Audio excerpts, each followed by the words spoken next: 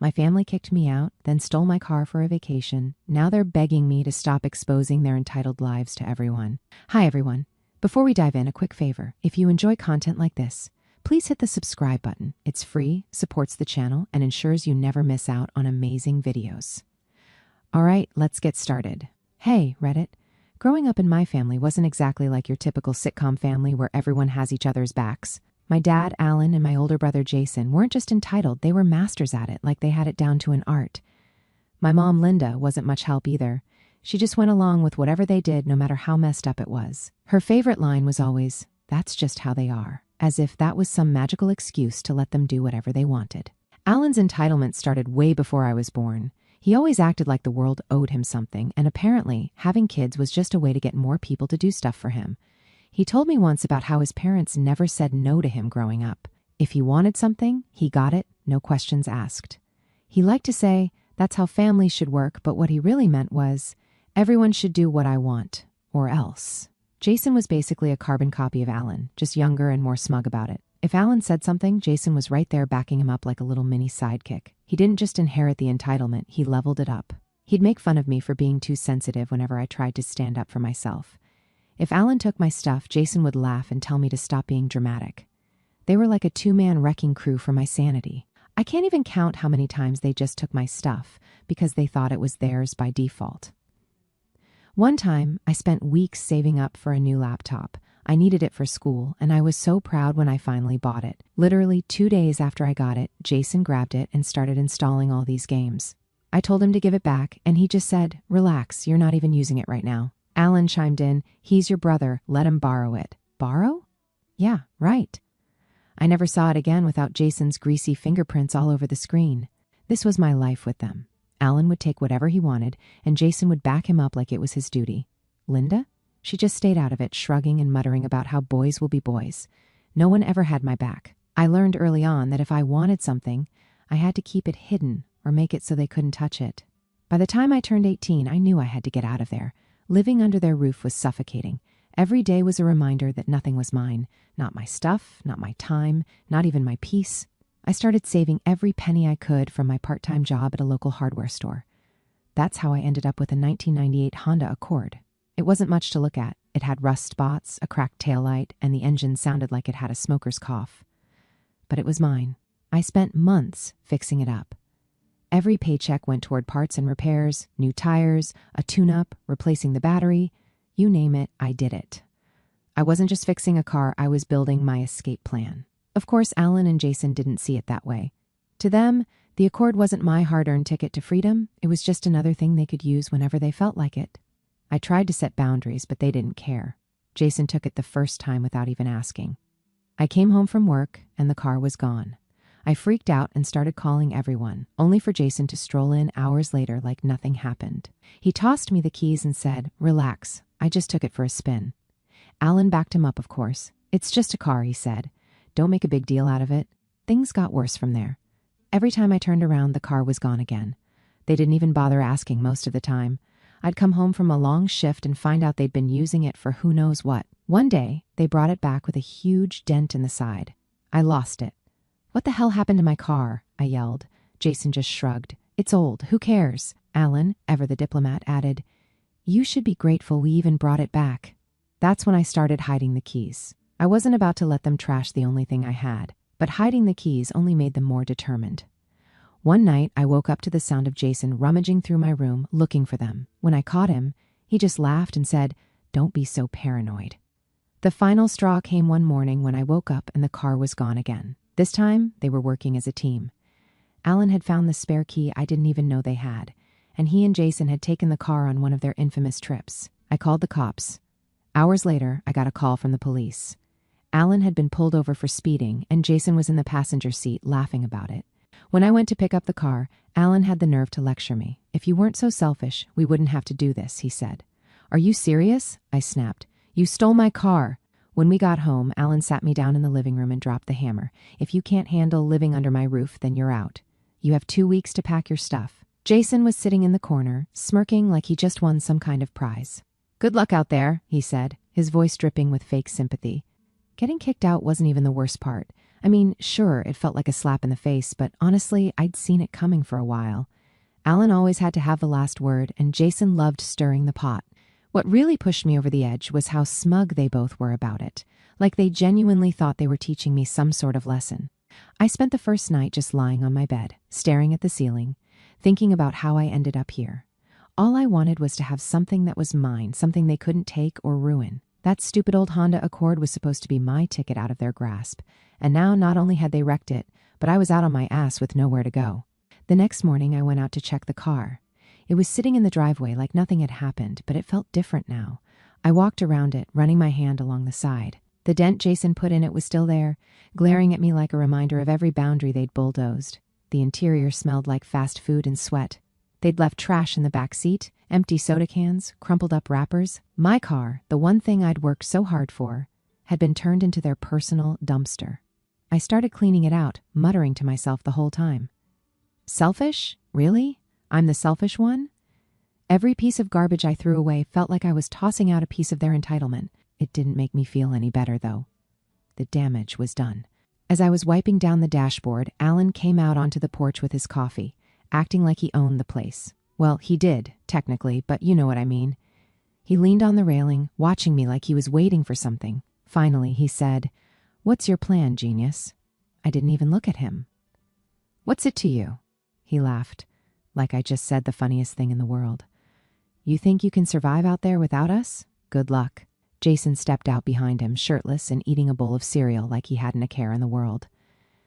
"Yeah, you're going to come crawling back in a month. Bet money on it." I wanted to snap back, but what was the point? They'd already made up their minds about me. Anything I said would just add fuel to their fire.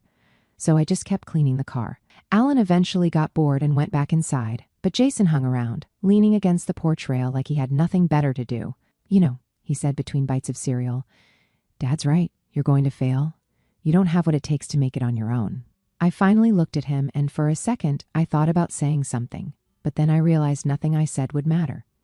Jason wasn't looking for a conversation. He just wanted to get under my skin. So I slammed the car door shut and walked back into the house to pack. Packing was weirdly emotional. I didn't have a lot, but every little thing I owned felt like a battle I'd won. Clothes, books, my tools, all of it had a story. Most of those stories involved me working my ass off to buy or fix something, only for Alan or Jason to dismiss it as nothing special. I stuffed everything I could into a couple of duffel bags and a toolbox, but it still didn't feel like enough. What was I even going to do? I had no real plan. I couldn't afford an apartment, and I wasn't about to couch surf with relatives who just parroted Alan's crap back at me. But one thing was clear, I wasn't staying here another second longer than I had to. Loading up the car felt like the first real step toward freedom, even if I had no idea where I was going. I threw my bags in the back seat and checked the glove compartment for my savings. I had a couple $100, enough to get me by for a little while, but not much longer than that. For a split second, I thought about going back inside. Maybe if I swallowed my pride and apologized. For what, exactly? For standing up for myself? No. I shook my head and started the car. There was nothing left for me here. As I pulled out of the driveway, I felt a weird mix of relief and fear. Relief that I was finally getting away from them, but fear of what came next. Where was I going to sleep tonight? What if the car broke down? What if they were right, and I couldn't do this on my own? I drove aimlessly for a while, just trying to clear my head. Eventually, I ended up in the parking lot of a grocery store. I parked in the far corner, away from everyone else, and just sat there for a while. It felt weird, like I was in limbo, halfway between the life I was leaving behind and whatever came next. I spent the night in the car, curled up in the driver's seat with a hoodie for a pillow. The next morning, I woke up stiff and groggy but determined. I wasn't going to let Alan and Jason be right about me. I didn't know how, but I was going to figure this out. They thought they'd broken me, but they were wrong. They were about to see what I was really capable of. The idea of a camper hit me while scrolling through my phone, half awake and annoyed at how stiff my neck was from the awkward position. I stumbled across a video about tiny homes. At first, I laughed it off. Those things were ridiculously fancy, and I definitely didn't have the money for that kind of setup. But then I saw a picture of a fifth-wheel camper. It wasn't pretty, but it had potential, small, portable, and, most importantly, affordable. That's when it clicked. A camper wasn't just a place to crash, it was freedom. I spent the next few days diving into online listings. It became an obsession. Every break at work, every quiet moment in the car, I was scrolling through Craigslist and Facebook Marketplace, trying to find something that wouldn't drain my bank account completely. Most of the listings were way out of my price range, like $20,000 for something that looked like it belonged on a reality show. But then I found it, a 2001 Keystone Cougar fifth wheel. The pictures weren't great, but I could tell it had good bones. It was just old enough to be cheap but sturdy enough to last. The guy selling it, Sam, was asking for $30,500, which was still a stretch for me, but I figured I could negotiate.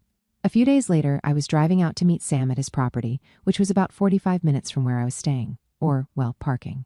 "The Cougar's over here," he said, leading me around the side of the house. There it was, sitting on a patch of overgrown grass like it had been forgotten about for a while.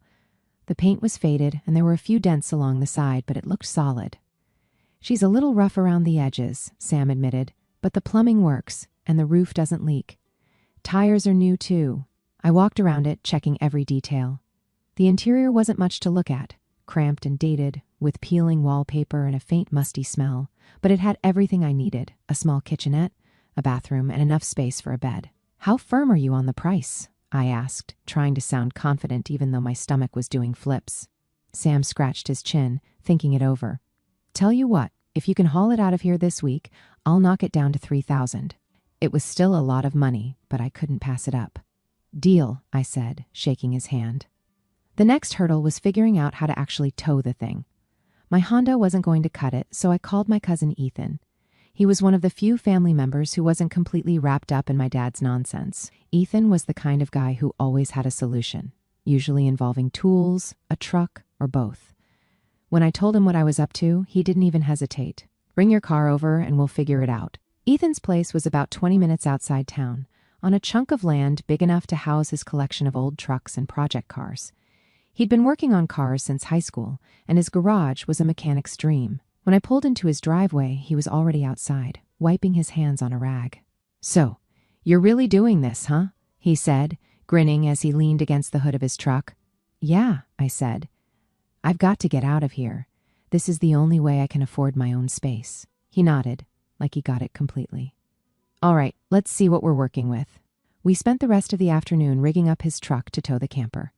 Ethan had a knack for making things work, even if it meant bending a few rules. By the time we were done, his truck was ready to haul, and I was starting to feel like this might actually happen. "You can park it here if you need to," Ethan said as we wrapped up. "I've got plenty of space, and it's not like your dad's going to show up here." "Thanks," I said, relieved. "I owe you big time." The next day, we drove out to Sam's place to pick up the camper. Towing it back to Ethan's property was nerve-wracking. I kept glancing in the mirrors, half expecting something to go wrong, but we made it without a hitch. The first night in the camper was surreal. It wasn't fancy, far from it.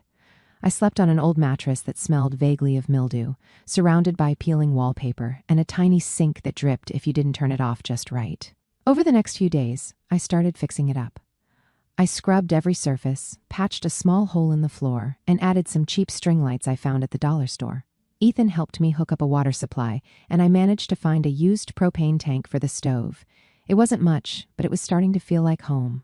I thought moving would give me some peace, but of course, Alan and Jason couldn't leave well enough alone.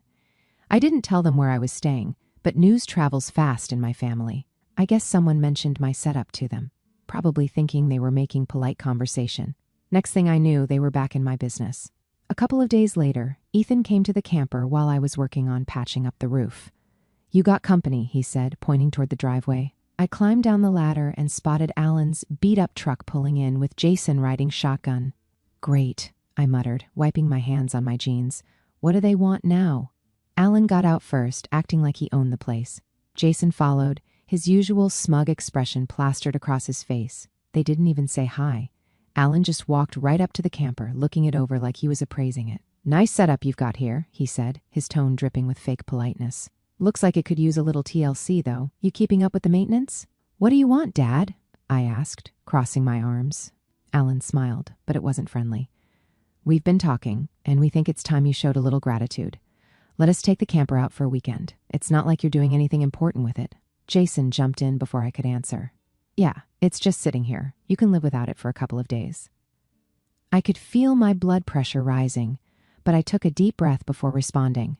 "No, this is my home. I'm not lending it to you." Alan's face hardened. "You're being ridiculous. We're family. Families help each other out. Funny how that works, I shot back, because the only time you want to help is when it benefits you. Jason rolled his eyes.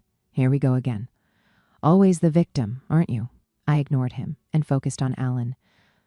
You've taken enough from me. The answer's no. Ethan, who'd been watching from a distance, decided he'd heard enough. He walked over and stood next to me, crossing his arms. You heard him, Ethan said. No means no. Alan glared at Ethan like he was some kind of traitor.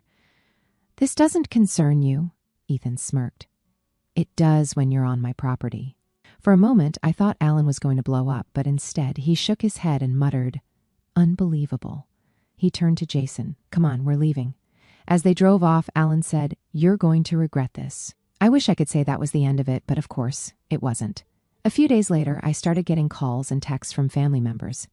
Alan and Jason had been busy spinning their version of the story. According to them, I was being selfish and ungrateful, refusing to help out my poor dad who just wanted a nice weekend away. Why can't you just let him borrow it? One of my aunts asked over the phone. It's not like you're using it for anything important. It's my home, I replied, for what felt like the 100th time. Would you let someone take your house for the weekend? That's not the same, she argued. He's your father. Exactly. That was the problem. The calls didn't stop. Everyone had an opinion, and most of them weren't on my side. I started ignoring my phone altogether. Ethan tried to cheer me up by joking about how Alan and Jason were like bad movie villains, always plotting their next move. It was funny at first, but the constant pressure was wearing me down. The breaking point came when they showed up again. I was sitting outside enjoying a rare moment of peace when I heard the rumble of their truck coming up the driveway. I groaned. You've got to be kidding me. Alan didn't even bother with pleasantries. He got out of the truck and pointed at the camper. We're taking it, he said, like it was already decided. I stood up. The hell you are. Jason leaned against the truck, smirking as usual. We figured we'd give you a chance to do the right thing, but clearly you're too stubborn for that. Ethan came out of the garage, wiping his hands on a rag. You're not taking anything, he said, his voice calm but firm, unless you want me to call the cops. That got Alan's attention. You wouldn't dare, he said, his tone low. Ethan didn't flinch. Try me. There was a tense moment where I thought things might actually get physical, but Alan backed down. He muttered something under his breath and got back in the truck. Jason gave me a sarcastic little wave as they drove off. This isn't over, he said. I thought things would settle down after Ethan stood his ground. I mean, how many times can you be told no before you finally get the message? But Alan and Jason weren't the type to let anything go, especially when they felt disrespected. For them, it wasn't just about the camper, it was about control. If they couldn't have it, they'd make sure I regretted keeping it from them. A few weeks passed without any drama. I started to let my guard down, thinking maybe they'd finally moved on. Ethan even joked about it one night while we were working on his truck. You think they're plotting their next move, or did I scare them off for good? He asked, grinning. Probably both, I said. Alan's not exactly the forgive and forget type. I should have known better than to assume the quiet meant anything good. Turns out, they were just waiting for the right moment. It was late, maybe 2 or 3 in the morning, when I woke up to the sound of something outside. At first, I thought it was the wind. Ethan's property was pretty open, and the camper would creak sometimes if the breeze picked up. But this wasn't the wind. It was the distinct sound of footsteps, slow and deliberate, followed by the metallic clink of something hitting the hitch. My stomach dropped. I got up quietly, my heart pounding in my chest, and peeked through the window. Sure enough, there they were, Alan and Jason, crouched by the hitch, trying to unhook the camper. Alan was fumbling with the locks while Jason held a flashlight, looking over his shoulder every few seconds like a kid stealing from the cookie jar. For a moment, I just stood there, frozen. I couldn't believe they'd actually sunk this low. But then the shock wore off, and the anger kicked in. This wasn't just some petty argument anymore. They were trying to steal my home. I grabbed my phone and threw on a hoodie. Bursting out of the camper, I shouted, "What the hell do you think you're doing?" They both jumped, Alan dropping the tools he'd been using. Jason, ever the quick one, tried to play it off. Relax, man, we were just... Don't even start, I cut him off. You're trying to steal my camper in the middle of the night. Are you insane? Alan straightened up, brushing off his hands like he hadn't just been caught red-handed. It's not stealing, he said, like that made any sense. We're your family. We just wanted to borrow it for a couple of days. You mean steal it? I shot back, because that's what this is. Jason stepped forward, flashlight still in hand. Don't be so dramatic. It's not like we were going to keep it. Get off my property, I said, pointing toward their truck. Now, before I call the cops, Alan's face twisted into a sneer. You'd really call the cops on your own father over this? Jason rolled his eyes. Oh, here we go. Always the victim. You need to grow up. Grow up? I repeated, laughing bitterly. You're the one sneaking around in the middle of the night like a damn criminal. Before they could respond, Ethan's porch light flicked on and the door swung open. Ethan stepped out, holding a crowbar in one hand and a flashlight in the other. What's going on out here? He called, his voice calm but firm. Alan and Jason both froze. Alan, probably thinking he could smooth things over, raised his hands. We're just having a little family disagreement, he said. Ethan wasn't buying it. Looks to me like you're trespassing. You want to explain why you're messing with a camper at this hour? Jason tried to jump in, but Ethan cut him off. Save it. You've got about 30 seconds to get in your truck and leave, or I'm calling the cops myself. After they were gone, Ethan turned to me. You okay? Yeah, I said, though my heart was still racing. Thanks for coming out. He nodded. Figured they'd pull something like this eventually. You should probably think about adding some extra security, just in case. I was already planning on it, I said, running a hand through my hair. This just sealed the deal. The next day, I went into full lockdown mode. I bought motion sensor lights and heavy-duty locks for every part of the camper that could be accessed. I even found a GPS tracker online that I could attach to the undercarriage. If they ever managed to move the camper, I'd know exactly where it went. Ethan helped me install everything, and by the time we were done, the camper looked more like a fortress than a home. If they come back, they're going to need a damn tow truck, Ethan joked, though I could tell he was just as frustrated as I was. Alan and Jason didn't try anything for a while after that, but the damage was already done.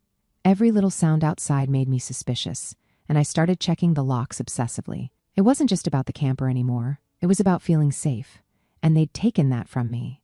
The real showdown came at the family barbecue. Ethan had offered to host it that year, and I figured it was a good chance to reconnect with some of the less dramatic members of the family. I parked the camper off to the side of his property, far enough from the main area to give myself some space, but close enough to keep an eye on it. Things were going well at first. I caught up with a few cousins, played a game of cornhole, and even managed to laugh a little.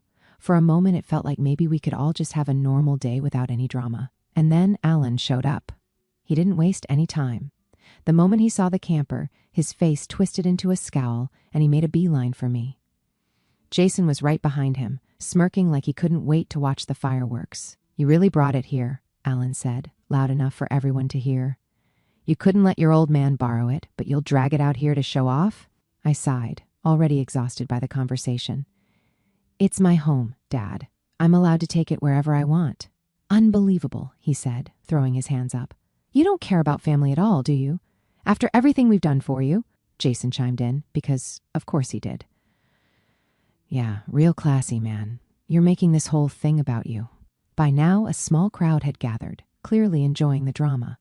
Before I could respond, Chloe, one of my cousins, stepped in. Honestly, he's right, she said, crossing her arms. Maybe it's time you two stop treating him like garbage. This isn't about the camper, it's about control, and everyone here knows it. Alan turned bright red, and Jason looked like he'd been slapped. The rest of the family stayed quiet, which was probably the best thing they could have done. Alan muttered something about how no one respected him anymore and stormed off, Jason trailing behind him. I didn't win any popularity points that day, but I didn't care. For once, someone had called them out, and it wasn't just me standing there alone. The next morning, we hitched the camper to Ethan's truck and moved it closer to the garage. It wasn't as picturesque as the spot by the trees, but it was safer. Ethan also helped me install a new motion sensor light that covered the entire driveway. If Alan and Jason tried to come back, they'd be lit up like a Christmas tree. I also decided to take things a step further. Using the GPS tracker I'd installed earlier, I set up an alert system on my phone. If the camper moved more than a few feet without me knowing, I'd get an instant notification. It wasn't foolproof, but it was better than nothing. Alan and Jason didn't show up again after that, but I knew it was only a matter of time. They'd made it clear they weren't going to let this go, and I wasn't about to back down. This wasn't just about the camper anymore. It was about standing my ground. For once in my life, I wasn't going to let them take something from me.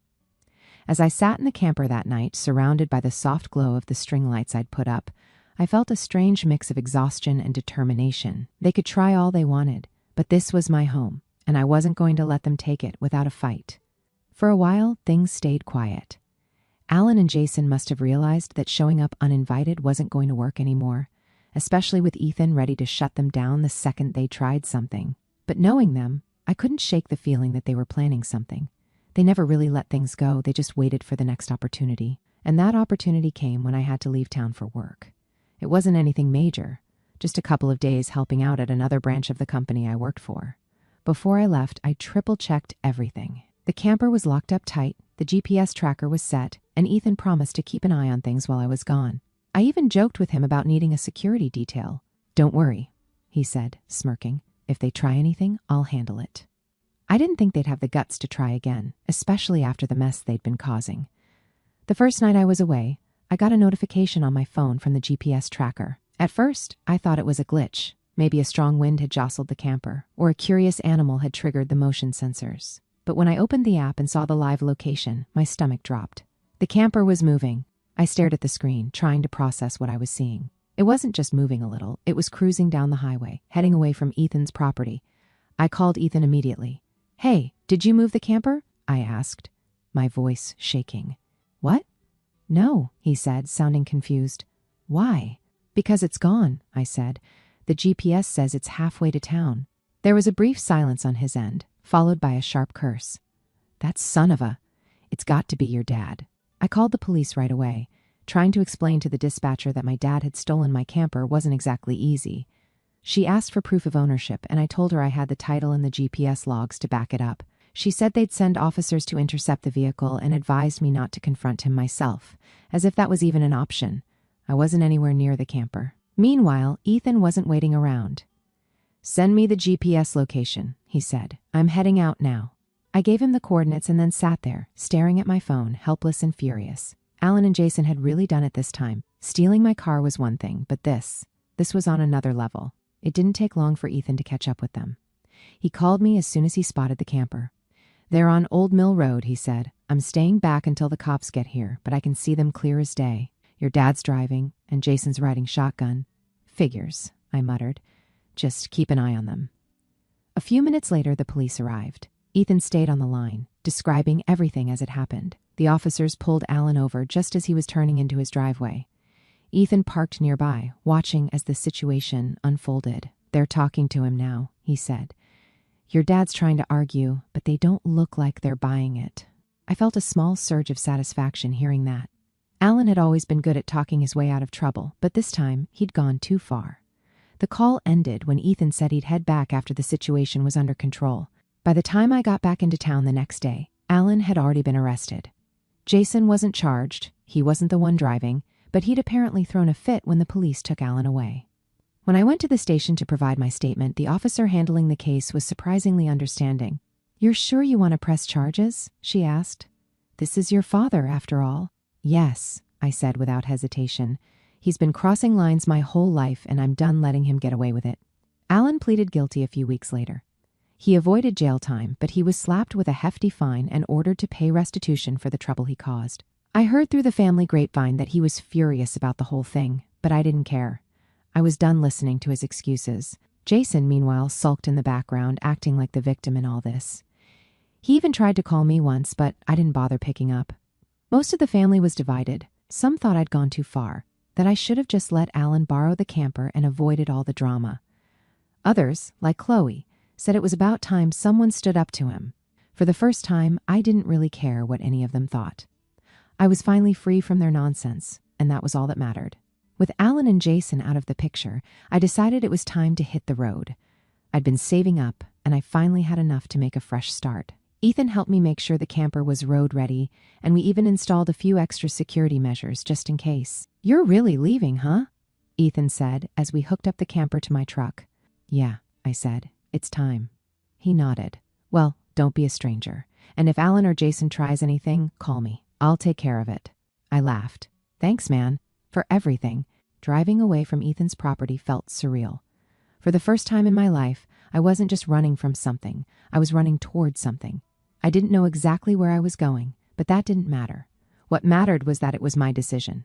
I spent the first few nights parked at a campsite just outside town, getting used to life on the road. It wasn't glamorous, but it was peaceful. I'd sit outside the camper at night, looking up at the stars and feeling more at ease than I ever had before. One evening, as I was sitting by a small campfire, I thought about everything that had led me here. Alan, Jason, the family drama. It all felt so far away now. For the first time, I wasn't just surviving, I was living totally on my own, ties completely cut with my parents and brother. And that was my closure.